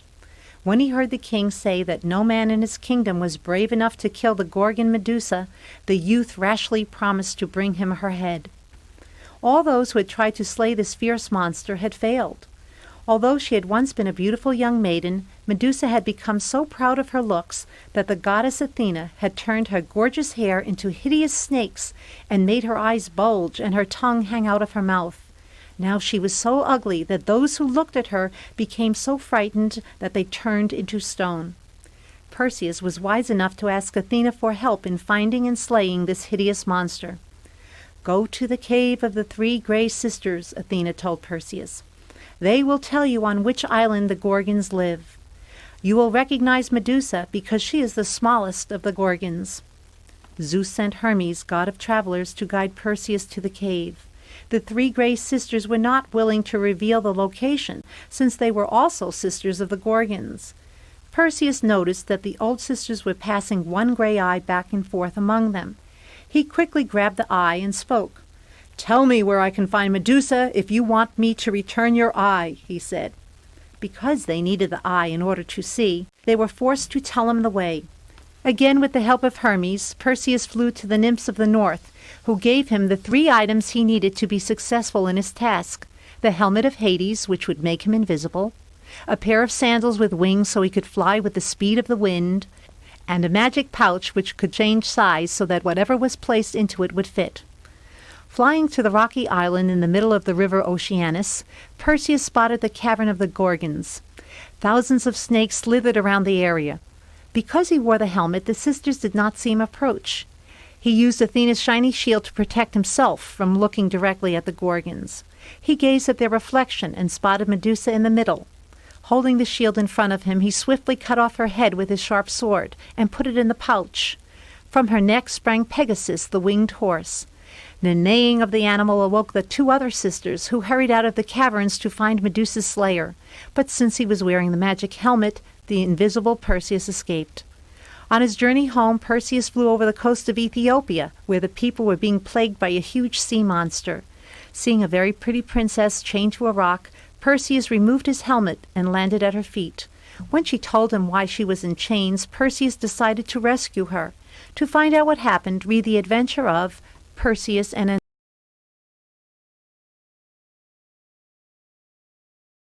After slaying Medusa, the Gorgon monster, Perseus stopped off at the coast of Ethiopia. Here is Andromeda's story.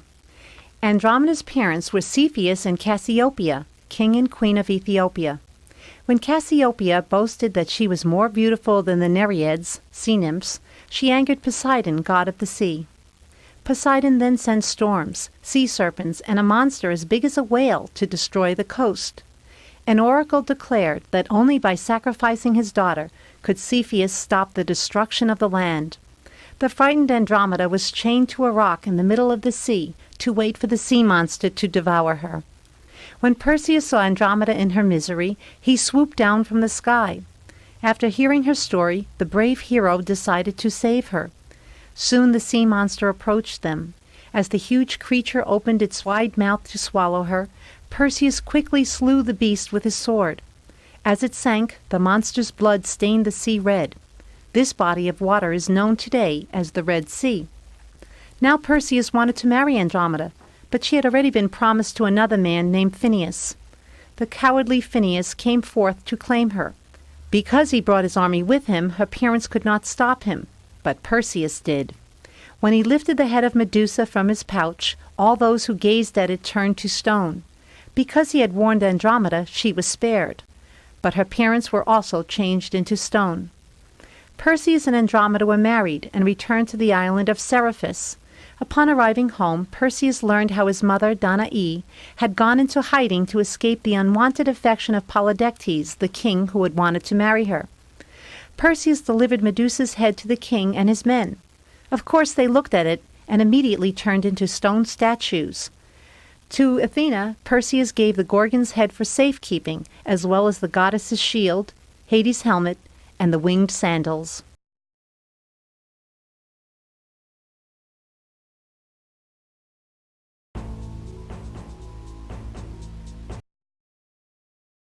The Trojan War was fought between Greek invaders and the defenders of the city of Troy after Helen, wife of a Greek general, had run off with Paris, a prince of Troy. For 10 bloody years, the Greek soldiers tried unsuccessfully to capture the city of Troy, which was surrounded by strong walls. The Greek general Odysseus finally thought of a way to enter the city.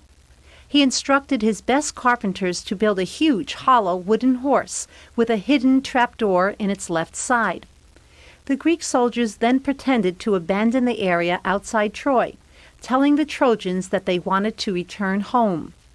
As a peace offering, they presented the Trojan leaders with the wooden horse, which they claimed would protect the city from ever being conquered. Unknown to the Trojans, Odysseus and 20 of his bravest soldiers had climbed a rope ladder to enter the horse and were now hidden inside. While the Greek army pretended to set sail for home, Odysseus and his men rode inside the horse through the city gates. That night they quietly left the horse and unlocked the gates. The Greek army easily defeated the Trojans and captured their city. You can read more about how the Trojan War began in the story Paris and Helen.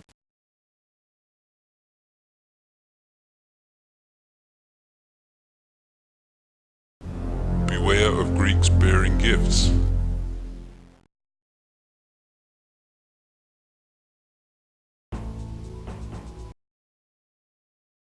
The Harpies were grotesque winged creatures which had long sharp claws of birds and the faces of ugly women. These monsters tortured King Phineus, who had been punished by Zeus for his cruelty. Whenever Phineus tried to eat a meal set before him, the Harpies would swoop down and carry it off, leaving behind a disgusting smell. The king would have starved to death if it were not for Jason and his Argonauts. These men were on their quest to obtain the Golden Fleece. The Argonauts drove off the Harpies in return for information from Phineus on which route to take to find the Golden Fleece. The Harpies flew off to another island, never returning to torment Phineus. Jason and the Argonauts set sail for the island of Colchis. You can read what happened next in the adventure Jason and the Golden Fleece.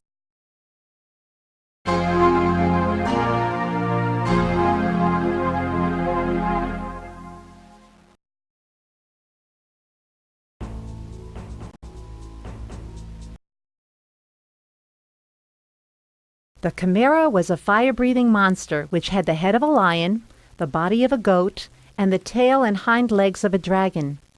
It lived in Lycia, where King Iobates ruled. Because the weirdly shaped monster caused so much damage to the land, a brave Corinthian named Bellerophon accepted the challenge to conquer it. But first, the young hero decided to consult an oracle of the gods, a priest who could tell the future, to see if he would be able to slay the fierce Chimera.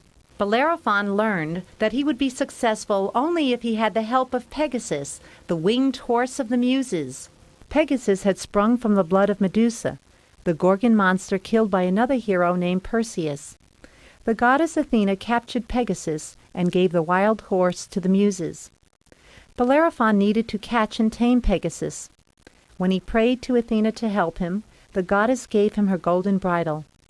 When Bellerophon saw the horse drinking from a spring, he threw the bridle over its head and mounted the animal. Soon Bellerophon was riding the horse in the sky, and he set out to slay the Chimera. As he approached the monster, Bellerophon swooped down from above, avoiding its burning breath and sending arrows into all sides of the Chimera. With a final mighty roar, the monster drew its last breath and died. From then on, Bellerophon proudly rode Pegasus. One time he even tried to fly to Mount Olympus where the gods lived. Outraged by such boldness, Zeus, king of the gods, sent a large fly that stung the horse in midair. Startled, Pegasus reared, throwing Bellerophon from the saddle. Bellerophon, blind and lame from his fall to earth, wandered about the country, begging for food and shelter until he died. Zeus allowed Pegasus to enter Mount Olympus. There the horse became the carrier of Zeus's thunderbolts. When the horse died, Zeus placed Pegasus in the night skies to become the constellation of the same name.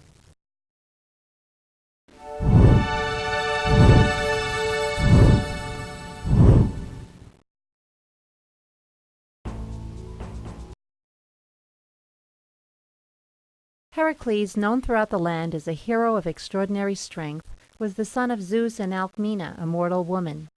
Because Hera, Zeus's wife, was very jealous, she sent 2 snakes to attack the baby Heracles in his crib, but he easily strangled the serpents with his bare hands. Heracles grew in size and strength. Several years after he had married Megara, daughter of a king, Hera decided to seek revenge once more. She caused Heracles to go insane and to kill his wife and children. Athena, goddess of wisdom, took pity on him and made him go into a deep sleep. When he awoke, he had come to his senses. He felt very sorry for his murderous actions and mourned the loss of his family. As punishment, Heracles had to perform 12 labors or tasks ordered by his cousin, King Eurystheus. The first labor was to slay the Nemean lion and bring back its skin. Since his arrows could not pierce the animal, Heracles had to strangle it to death. For his second labor, Heracles had to kill the Lemnian Hydra, a monstrous snake which had 9 heads, the middle head being immortal. When Heracles cut off a head, 2 new ones immediately grew in its place. So Heracles made his servant Iolaus burn the stumps before new heads could grow. Heracles then buried the immortal head under a huge rock. His third labor was to capture the Arcadian stag, which had golden antlers and bronze hooves. Because it moved so swiftly, Heracles chased it for a whole year before he could trap it. He later set the stag free. For his next task, Heracles had to capture the fierce Erymanthian boar and bring it back alive. He did this by tracking the boar through snow and by using an enormous net to catch it. After that, Heracles was ordered to clean out stables in which 3,000 oxen were kept by King Augeas. These stalls had not been cleaned for 30 years. By making 2 large rivers flow into the Augean stables, Heracles finished this 5th labor in a single day. Then Eurystheus commanded Heracles to destroy the man-eating Stymphalian birds, which had claws, wings, and beaks of bronze. These birds used their feathers as arrows and feasted on human flesh. They lived on a lake in Stymphalia and were under the care of Ares, the cruel god of war. With Athena's help, Heracles used a huge rattle to startle the birds. As they flew skyward, Heracles shot the birds with arrows. For his 7th labor, Heracles trapped the mad Cretan bull kept in King Minos' labyrinth. After carrying it home on his shoulders, Heracles let it go free. The 8th labor was to capture the man-eating horses of Diomedes. With the help of several friends, Heracles seized the mares. When Diomedes chased after Heracles, a fight between the 2 men broke out. Heracles killed Diomedes and tossed his body to the mares. As soon as they had devoured their master, the horses became tame and would no longer eat human flesh. The 9th labor required Heracles to bring back the belt of Hippolyte, queen of the Amazons, a race of women warriors. Although Ares had given her this beautiful belt, Hippolyte agreed to let Hercules have it as a gift. But Hera, disguised as an Amazon, told the other women that Heracles planned to capture their queen. When they attacked him, he believed that Hippolyte had betrayed him, so he killed her and took the belt with him. For the 10th labor, Eurystheus ordered Heracles to slay the 3-headed Geryon monster, which guarded the sacred cattle of Helios. This adventure is described in the story of Helios and Heracles. Stealing the golden apples of the Hesperides, the daughters of Atlas, was Heracles' 11th labor. The Hesperides danced around the apple tree, guarding the apples while Atlas carried the sky on his shoulders.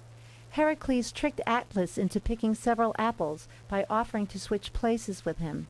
Relieved to let someone else carry the sky, Atlas agreed. After returning with the fruit, Atlas refused to lift up the sky. But Heracles fooled him again. He asked Atlas to hold the sky for a moment so he could put his lion skin on his back as a pad. As soon as Atlas lifted up the sky, Heracles grabbed the apples and fled.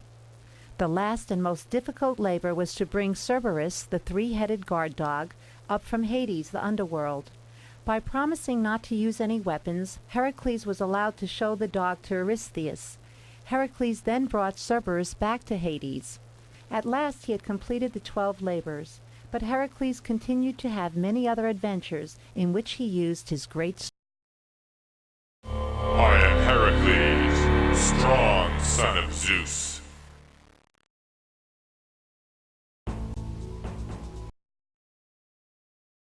Chiron, son of Cronos and Philyra, was the wisest, kindest, and most just of all the centaurs.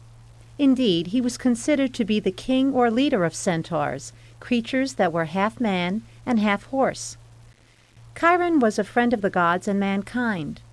Instructed by Apollo, god of music, and by Artemis, goddess of the hunt, Chiron became famous for his skill in music and hunting, and in medicine and predicting the future. Several of the most famous Greek heroes were Chiron's students.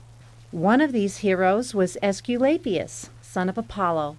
As a young child, Aesculapius was entrusted to Chiron's care and learned the art of healing. He became a great doctor and once even restored a dead person to life. This angered Hades, god of the underworld, who asked Zeus, king of the gods, to kill Aesculapius. Zeus agreed and hurled a lightning bolt at Aesculapius. Zeus then made him a god. 2 other famous students of Chiron were Achilles, the hero who sided with the Greeks in the Trojan War, and Jason, the hero who led the Argonauts to bring back the Golden Fleece. You can read more about these adventures in The Trojan Horse and Jason and the Golden Fleece. Accidentally wounded by one of Heracles' poisoned arrows, Chiron gave up his immortality to Prometheus so he could end his unbearable pain. When Chiron died, Zeus placed him among the stars as the constellation Sagittarius.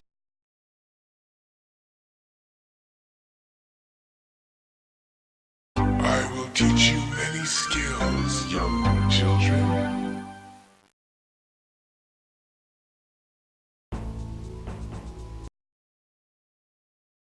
This is the story of how Oedipus solved the riddle of the Sphinx and became king of Thebes. When Laius, the king of Thebes, learned from an oracle that he would be killed by his own son, he tried to escape his fate. When Jocasta, his queen, gave birth to a boy, the king ordered his infant son to be tied upside down on a tree branch on a mountainside and left to die.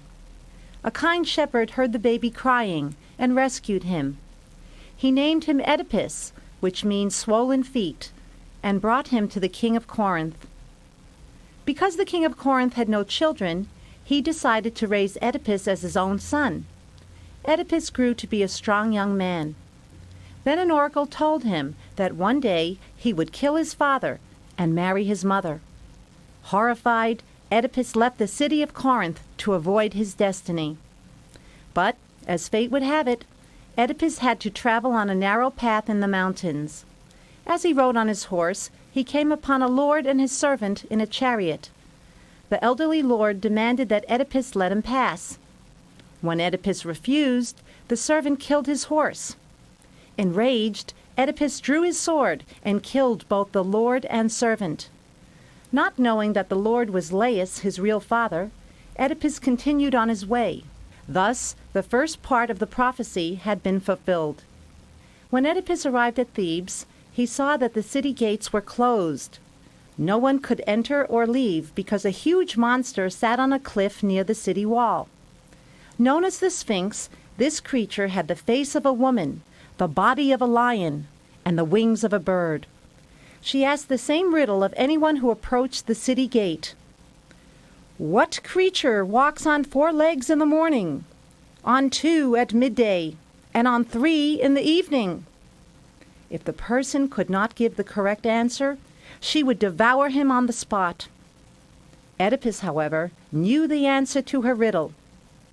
"It is man," he replied confidently. "Man crawls on all 4s as an infant, walks on 2 feet as an adult, and uses a cane in old age." Now that her riddle was solved, the Sphinx lost all her power. With a blood-curdling scream, she threw herself down to her death. The people of the city were so grateful to Oedipus that they made him their king. Since their own king Laius had been murdered, they offered Oedipus their queen, Jocasta, as his wife. In this way, Oedipus fulfilled the prophecy that he would kill his father and marry his mother.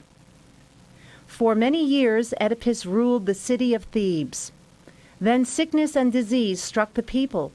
The crops were not sufficient to feed the citizens. Oedipus consulted an oracle and learned what he had done as a young man. In despair, Jocasta killed herself. Oedipus blinded himself by putting out his eyes for not being able to see the truth. He wandered through the Greek countryside for years until he I must solve the Sphinx's riddle, or my failure will mean my death.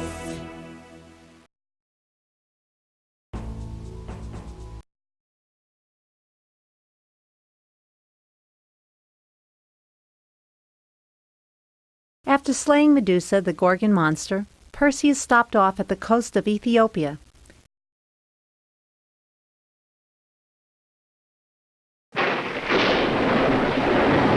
Help me, Perseus!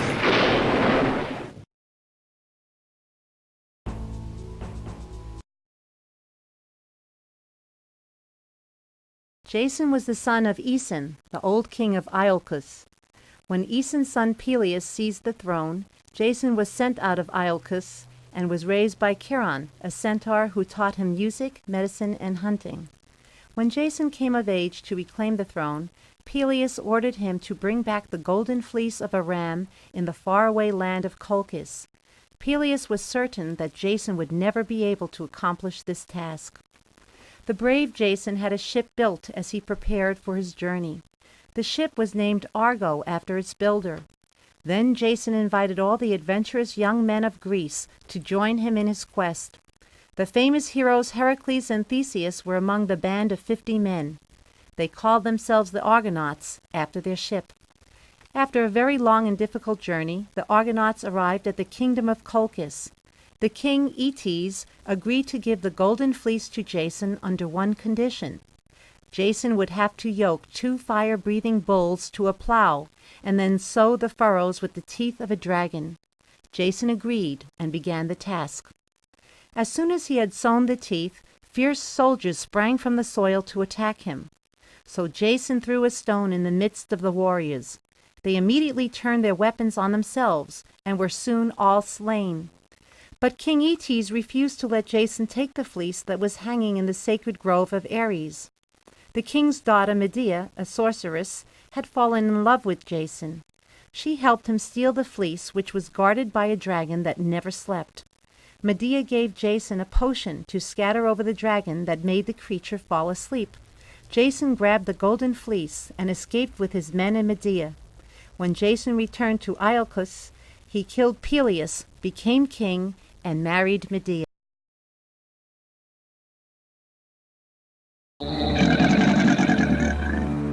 I'm Jason, and I'm going to steal the golden fleece from this dragon.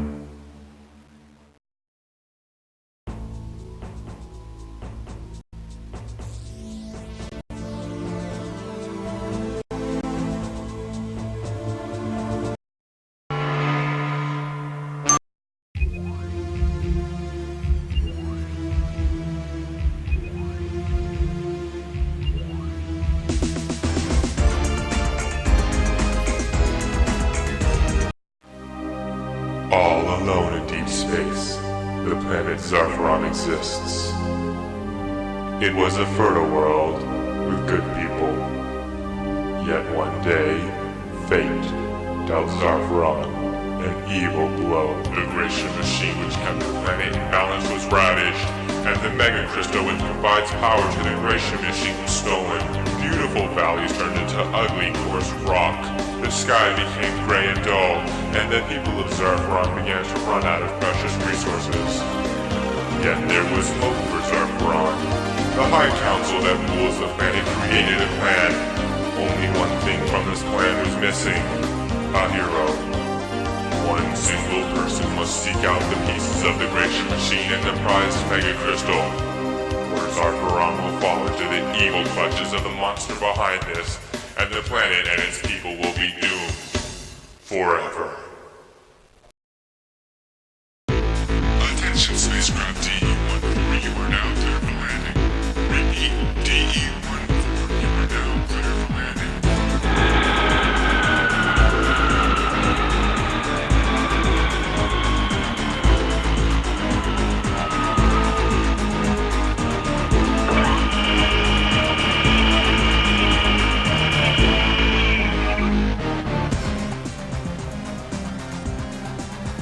I am Zorn, President of the High Council, and you have been chosen to save Zarfaron. You must search for the pieces of the Gratian machine, which are believed to be in ancient Greece.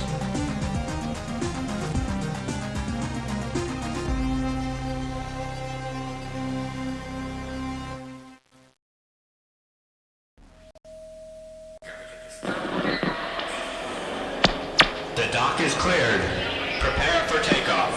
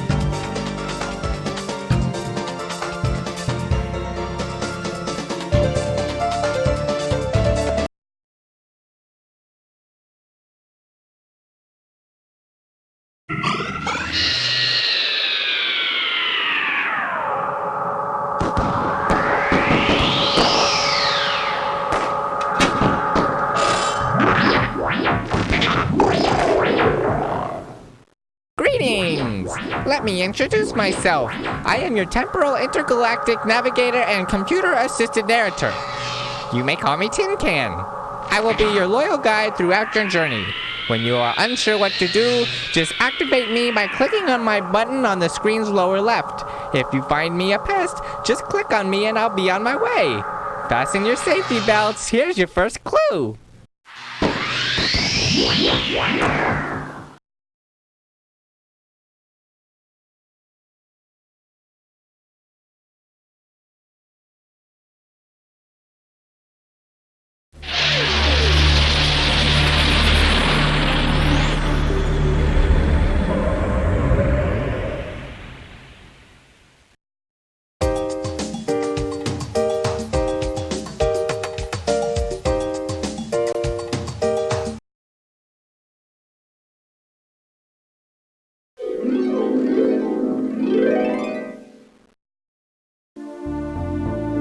It's refreshing to see someone other than that fool Apollo.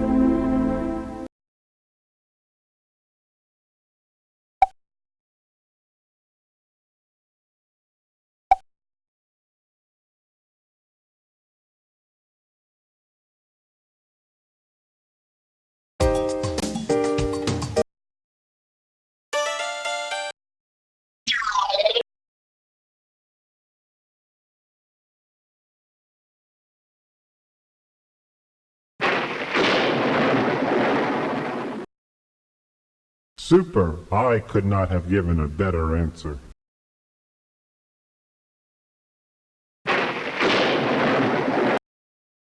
Very good for a mortal.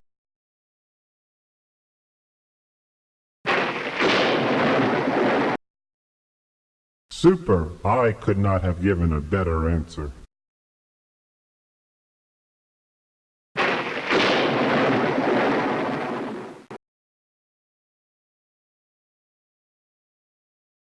Super. I could not have given a better answer.